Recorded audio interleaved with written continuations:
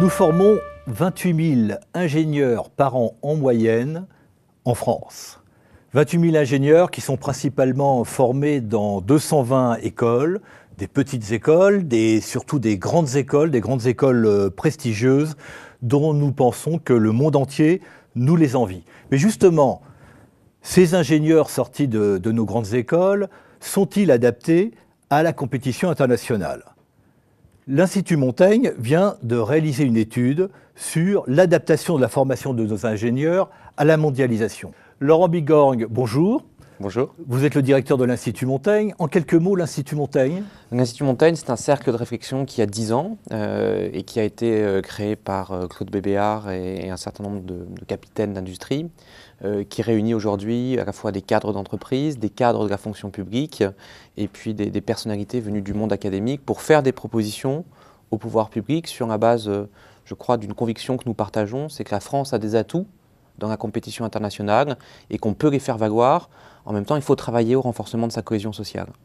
Alors, vous avez un conseil d'administration prestigieux, Claude Bébéar, qui est le président fondateur, Henri Lachmann, Nicolas Bavrez, Guy Carcassonne, Michel Godet, qu'on connaît bien ici, Lionel Zinsou et d'autres encore. Prestigieux et équilibré politiquement. Équilibré politiquement, bien entendu. Alors, les questions d'éducation ont toujours fait partie du centre d'intérêt de l'Institut Montaigne. Vous avez fait des choses sur le primaire, mais aujourd'hui, vous vous intéressez aux écoles d'ingénieurs. Alors, pourquoi l'Institut Montaigne s'est-il accaparé ce sujet?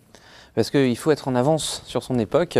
Ça fait 10 ans qu'on travaille effectivement sur l'université et depuis 10 ans, on a demandé beaucoup de choses. On a demandé l'autonomie, on a demandé la concentration des moyens, on a demandé à ce que nos universités deviennent adultes, dans un monde d'adultes, pour pouvoir, au fond, tenir la compétition internationale. Et c'est vrai que depuis quelques mois, maintenant qu'on a le sentiment que la loi de 2007 est entrée dans les faits de façon quasiment irréversible, en tout cas je le souhaite, depuis quelques mois, on recentre nos efforts sur, j'ai envie de dire, le fonctionnement du système, mais son fonctionnement intime, à la fois la question de l'expatriation de nos doctorants, de nos post-doctorants, de nos chercheurs, sur lesquels on vient de rendre là aussi une grosse étude, et puis effectivement la question de l'innovation, parce que c'est bien ça dont il s'agit, quand on parle des ingénieurs français dans la mondialisation, c'est la question de l'innovation, et donc derrière, le moteur, le poumon, qui continuera à permettre à notre pays, qui est la 5e puissance économique du monde, de produire des choses et des solutions innovantes pour l'avenir. Alors, ces écoles d'ingénieurs, on en est très fiers en France, ces grands noms, Polytechnique, Centrale, etc. Et on a l'impression que vous laissez entendre qu'on n'est pas tout à fait à la hauteur des défis de la mondialisation. Je crois qu'à la fois, effectivement, on dit toujours que nous sommes des nains juchés sur des époques de géants. Et c'est vrai que ces écoles ont une histoire, elles incarnent une tradition à la fois d'excellence scientifique, de méritocratie républicaine, ce qui les rend d'une certaine façon intouchables aujourd'hui. Et en même temps, méritocratie, elles sont vraiment méritocratiques, ces écoles? C'est comme ça qu'elles ont été forgées. Ensuite, on sait très bien qu'elles se sont resserrées socialement. Elles étaient relativement ouvertes dans les années 70. Et depuis le milieu des années 70, au final, on voit qu'elles se sont de plus en plus refermées. Mais ça n'est pas les seules écoles d'ingénieurs. Vous prenez l'école normale supérieure, vous prenez... c'est toutes les grandes écoles. Toutes les grandes écoles. Et les plus grandes en particulier. Et vous prenez aussi les formations à Bac+5 à l'université. Les Master 2, aujourd'hui, sont socialement assez sélectifs. C'est un fait assez connu. Donc, au final, nous, ce qui nous intéresse, c'est de dépasser cette image d'Épinal, sans rien renier de l'excellence de ces formations et d'interroger le pays sur à la fois l'investissement qu'il consent, puisque la plupart des études dans ces écoles sont gratuites, donc payées par la collectivité, payées par nous tous, et donc au service, au fond, du pays. Est-ce que le pays, aujourd'hui, a le sentiment d'avoir un appareil intellectuel, d'avoir un appareil universitaire, un appareil de grandes écoles, qui lui permettra, effectivement, d'affronter la compétition internationale, c'est-à-dire un monde à la fois incertain et avec des concurrents qui sont nouveaux? Mais on a ce prestige. Polytechnique Centrale, c'est extrêmement prestigieux. Les Chinois ont fait un central, je crois, à Shanghai. Ouais. Donc pourquoi y a-t-il un problème par rapport à la mondialisation? Mais je crois qu'effectivement, la mondialisation aujourd'hui requiert des compétences très nouvelles. J'ai envie de dire qu'il y a une compétence qui est à la fois nouvelle et ancienne, c'est qu'elle requiert par exemple qu'on parle l'anglais. Objectivement, on ne peut pas dire aujourd'hui que la formation, par exemple, en classe préparatoire aux grandes écoles, pas non plus dans nos universités d'ailleurs. Il faut qu'on enseigne en anglais dans les grandes écoles bien sûr, françaises. il faut... Mais est-ce que ça ne va pas être encore plus sélectif socialement? Parce qu'on va avoir des bébés qui vont apprendre à 2 ans. C'est toujours la même chose. Soit vous avez la politique de vos moyens, soit les moyens de votre politique. Je pense qu'en l'occurrence, il faut qu'on ait tous les moyens de notre politique. Notre politique, c'est de dire qu'aujourd'hui, la science se fait en anglais, dans les revues, dans les rencontres internationales, dans les entreprises, en matière de R&D. Est-ce qu'on peut laisser, au fond, nos jeunes générations passer à côté de ce flux? Non. Donc ça veut dire qu'il faut pousser les efforts de mobilité internationale. Prenons un exemple d'inadaptation de nos formations. Il faut généralement 2 à 3 années de classe préparatoire pour accéder à une de nos grandes écoles et évidemment d'accéder aux meilleures. Ces 3 années où vous ne partez pas à l'étranger. Ces 3 années où vous n'allez pas en université étrangère. Ces 3 années où vous ne faites pas d'échanges interuniversitaires. Les écoles de commerce le font maintenant. Elles ne le font pas pendant les années de classe préparatoire. Elles le font au mieux quand vous y arrivez. C'est déjà trop tard. L'immersion dans un bain culturel étranger à 21 ans, c'est formidable, c'est encore mieux à 18 ou à 19. Alors, nos formations scientifiques, elles ont une bonne réputation internationale tout de même. Alors, qu'est-ce que vous lui reprochez? Premièrement, je ne fais pas le procès des grandes écoles et je pense qu'un certain nombre de choses, d'arguments ont été avancés depuis quelques années maintenant. Je reproche premièrement à notre système de grandes écoles d'être trop malthusien. Et ce malthusianisme, il faut bien avoir l'honnêteté de reconnaître qu'en même temps, il est un peu le produit des problèmes que rencontre à la fois notre enseignement primaire et notre enseignement secondaire. On est malthusien, pourquoi? Pour accorder des rentes à ceux qui ont réussi les concours? Il y a effectivement cette conviction que ces écoles, au fond, continuent d'être quelque part, au fond, le ciment de cette noblesse d'État, qui est un phénomène très, très français. Mais au-delà de ça, notre pays vit avec un double handicap. Il y a à la fois trop de gamins à 15 ans qui ne savent pas lire, écrire et compter, 20% d'une classe d'âge, et trop peu de gamins qui arrivent au tout meilleur niveau d'une classe d'âge, 8%. Chez nos voisins allemands, c'est 12%. Au Canada, c'est 15%. En Finlande, c'est 17%. La question de la diversité sociale, la question aussi du dynamisme, de l'innovation du pays ne se lit pas de la même façon selon qu'on a 8% d'une classe d'âge qui arrive au meilleur niveau, particulièrement en mathématiques ou en sciences, ou 17%.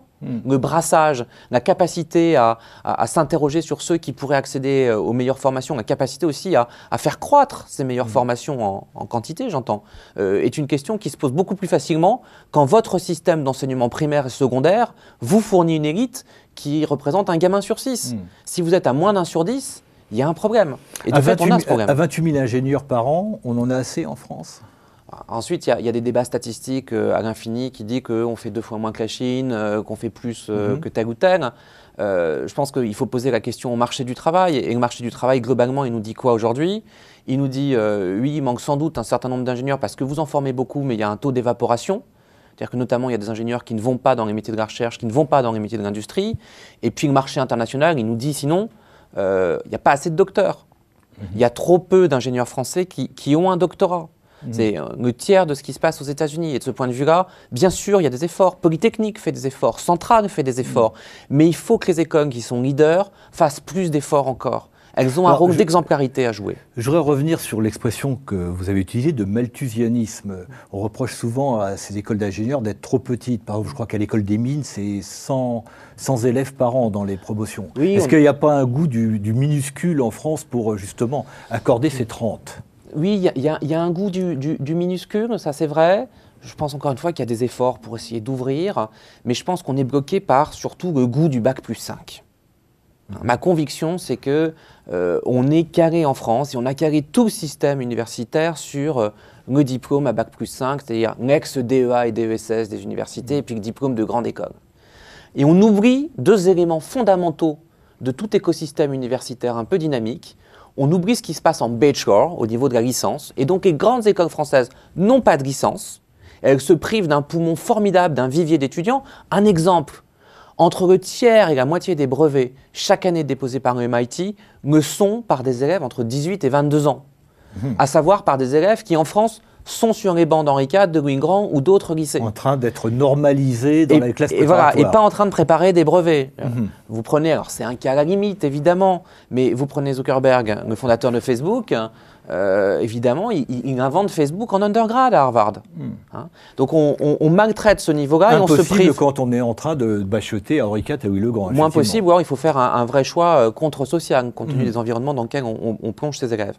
Et puis, à l'autre bout du spectre, à l'autre bout du spectre, on n'a pas assez de doctorants et le doctorat n'est pas assez valorisé. Et ça, pour le coup, c'est un travail conjoint de l'État. On n'imagine pas en France qu'un haut fonctionnaire passe un doctorat, c'est très très rare. Hein. Des entreprises, où le doctorat est regardé encore comme quelque chose d'assez étrange. On est quand même le seul pays de l'OCDE à ce niveau de richesse, de prospérité, à s'interroger quand on voit arriver quelqu'un à bac+8 en se disant mais lui il n'est pas net parce qu'il a fait une thèse, c'est qu'il ne voulait pas entrer sur le marché du travail. C'est ça le réflexe d'un certain nombre de recruteurs. Donc il y a énormément de choses à changer et ça ne peut pas être que la responsabilité de nos grandes écoles. Je pense qu'il faut aussi remettre chacun à sa place et face à ses responsabilités. Il faut qu'on revalorise, ça c'est vraiment leur travail, le niveau bachelor. Il faut que les grandes écoles aillent vers du bachelor. On n'en sortira pas sinon. Paris Tech doit créer son collège. Et puis, il faut qu'on ait une revalorisation du doctorat et qu'on pousse un peu, nos ingénieurs à se lancer vers le doctorat parce que c'est vraiment le diplôme, pour le coup, standardisé, international aujourd'hui. Et puis, c'est celui qui permet de faire avancer la recherche, surtout. Alors, on reviendra sur la recherche et l'innovation. Mais il y a quelque chose qui revient à de nombreuses reprises dans votre rapport, et d'ailleurs Henri Lachmann, qui est venu en parler d'ailleurs ici, insiste dessus dans la préface du rapport, c'est qu'on ne forme pas assez en France, ou plutôt le système élitiste des écoles d'ingénieurs ne font pas sortir suffisamment d'entrepreneurs. C'est quelque chose qui revient souvent. Oui, et effectivement, Henri Lachmann parle souvent et des entrepreneurs et des managers aussi. Parce que je pense que c'est pas la même chose, entrepreneur, manager. C'est deux qualités différentes, mais c'est deux qualités pour moi que notre système universitaire, mais globalement, pas encore une fois seulement les grandes écoles, globalement ne travaille pas. Effectivement, le Zuckerberg français sortant d'une grande école française, on le voit pas. On le voit pas encore. On le voit pas encore. On le voit pas encore. Mais grâce à votre rapport, on va le voir venir. Notre rapport, j'en sais rien, mais je pense qu'il y a de toute façon des prises de conscience. Mais vous avez raison. On ne valorise pas de toute façon suffisamment l'entrepreneuriat. Alors pour plein de raisons. À la fois, être entrepreneur, vous le savez bien vous-même, c'est un chemin qui est pavé de bonnes intentions, mais qui est excessivement difficile. On n'a pas raide. On se fait au fond beaucoup plus de soucis quand on devient serial entrepreneur ou entrepreneur que quand on entre chez un des grands du conseil, de l'audit ou de la banque d'affaires. Donc on a une appétence plus forte, sans doute, pour la sécurité de la part de gens qui ont investi du temps, de l'argent, une partie d'eux-mêmes dans des études compliquées et qui se disent au fond que le retour sur investissement sera plus simple vu du côté… Bon, en somme, ce que vous reprochez à ces grandes écoles, c'est de ne pas suffisamment innover sous la forme de l'entrepreneuriat, mais vous en parliez tout à l'heure, vous l'évoquiez, innover à travers la recherche. Alors j'ai noté dans ce rapport, vous faites 10 propositions dans ce rapport, proposition numéro 5, utiliser le grand emprunt pour redynamiser les écoles. Expliquez-nous ça. Écoutez, je pense que premièrement, la France a fait un choix très intéressant en pleine période de crise à la fois internationale et de crise de finances publiques, un choix contre-cyclique de financer l'appareil universitaire, ou en tout cas un certain nombre d'initiatives d'ampleur et d'excellence à travers une dotation en capital issue du grand emprunt. Donc ça, c'est quelque chose de très positif, parfaitement contre-cyclique, par exemple, par rapport à ce qui se passe en Angleterre. Donc c'est un avantage compétitif à ce moment où nous parlons. Il faut impérativement que cet argent, qui ne pourra pas revenir chaque année, puisque par définition, on ne va pas faire chaque année un emprunt de 35 milliards, il faut absolument que cet argent soit optimisé, maximisé. On voit qu'un certain nombre de regroupements d'écoles et d'universités ou d'écoles entre elles, typiquement Paris Tech, sont à même aujourd'hui, pourquoi pas, de connaître un take-off, donc de bénéficier d'une dotation en capital qui doit produire des effets vertueux. Il faut néanmoins être très attentif à ce que cet argent ait un pouvoir de transformation. Et il faut que cet argent aille le moins bureaucratiquement et le plus directement possible, évidemment, aux équipes de recherche et puis à l'amélioration des cursus. Il faut qu'on ait des effets de regroupement qui soient des effets intelligents. Il faut qu'on ait des effets d'entraînement qui soient des effets là aussi intelligents. Il faut qu'il y ait aussi des effets en matière d'exposition internationale.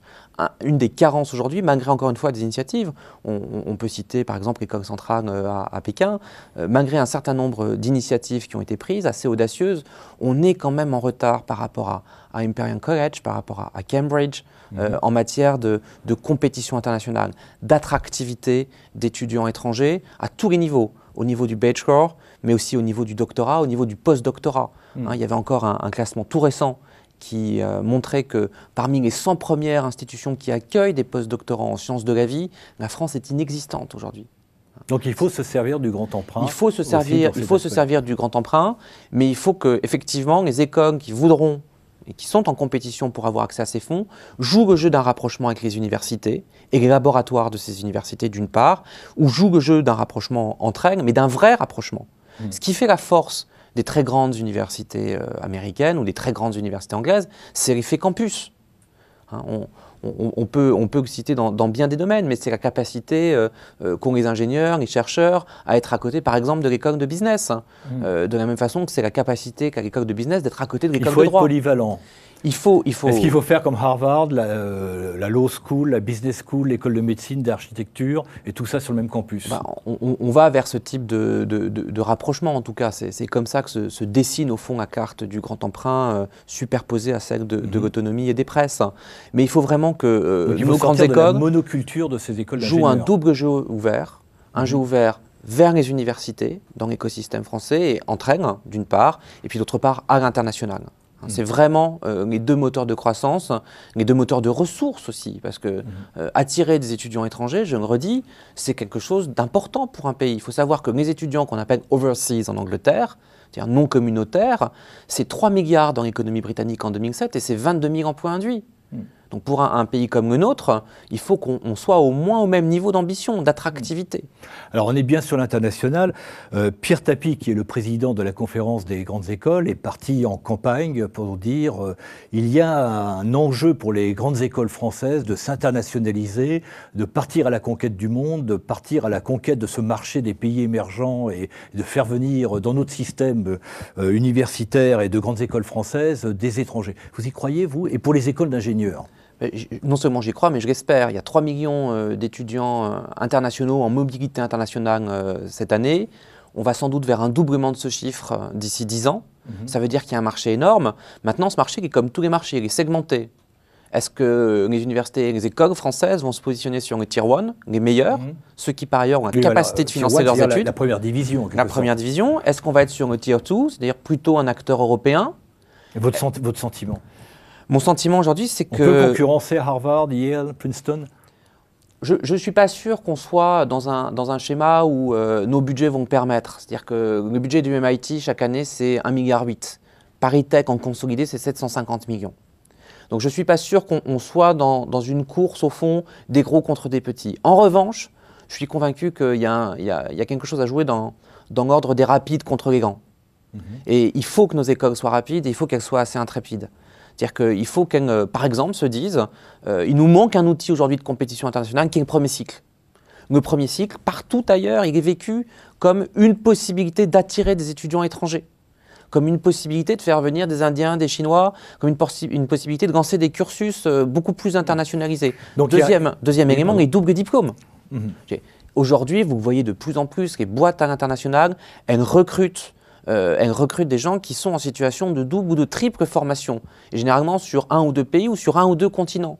Est-ce qu'aujourd'hui, nos écoles ont ce type de cheminement en tête, ou est-ce qu'elles restent vissées à ce que doit être le diplôme d'ingénieur? Il nous faut une vraie stratégie, en quelque sorte, et un bon positionnement en termes marketing. Exactement, il faut une vraie stratégie, un bon positionnement pour aller chercher ceux des étudiants qui, à la fois, sont le mieux préparés à affronter des études internationales, mais je le redis parce qu'on n'est pas dans un monde où il faut faire de l'euphémisme, ceux étudiants qui ont aussi une capacité contributive. Il nous faudra un système de bourse, bien sûr, mais il faudra aussi se dire qu'à un moment ou un autre, on a besoin de cette ressource financière apportée par des étudiants qui souhaitent se former chez nous. Et se former chez nous, pourquoi? Parce qu'ils reconnaissent des vertus à notre système de formation et parce que leur propre pays n'a pas pu développer le niveau de formation qu'il aurait fallu.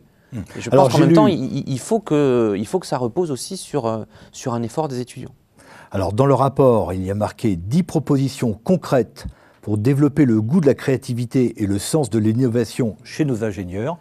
Laurent Bigorgne, merci. Merci.